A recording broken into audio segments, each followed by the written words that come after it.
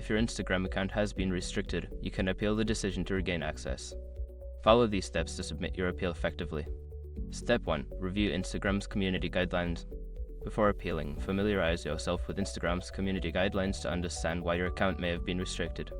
This will help you frame your appeal appropriately. Step 2. Access the Help Center. Go to the Instagram app or website and navigate to the Help Center. Look for the section related to account issues and restrictions to find relevant information on how to appeal.